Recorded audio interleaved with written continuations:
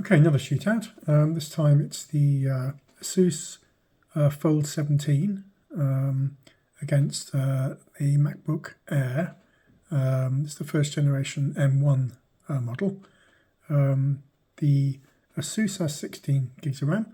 The Macbook has 8 gigs of RAM. They're both running FL Studio natively. Now I have to say that the Fold, performance-wise, has not really been quite as good as I anticipated, but nevertheless I thought this would be an interesting test to do. So without further chatter, let's kick them off and see how they get on.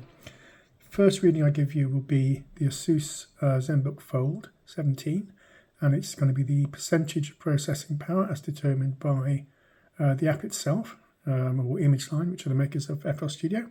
The second reading will be the MacBook Air. Same applies. Percentage of processing power that the app considers it is using. Okay, let's kick them off and see how we get on. So, off the blocks, we've got 15% versus 14%, 16% versus 15%, 20% versus 15%, 17% versus 15%, 16%, just changed as I looked at it. 18% versus 15%. So the MacBook Air having the edge here, it's basically saying it's having to use less of its processing power than the Zenbook Fold, but there's not much in it.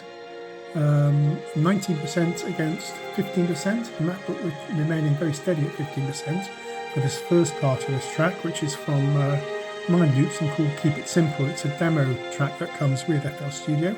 So you can run this test yourself against your own laptop and see how it compares. We're now looking at 16% versus 19%, 23% versus 19%. Moving into the faster section now, so we're expecting these readings to go up.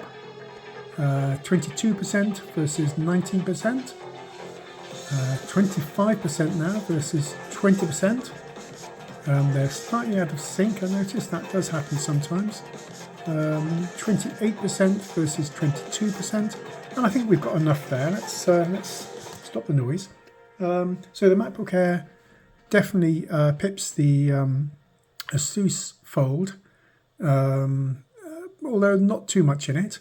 And I can't imagine you sort of really deciding, should I buy a Zenbook Fold 17 or should I buy a MacBook Air M1? But it's an interesting shootout nevertheless. Fold, I think certainly this Fold has an OLED screen, so that's in its favour. You can see the difference when you're looking at them, although I think the MacBook Air could do with being a tad brighter here, and that's certainly doable.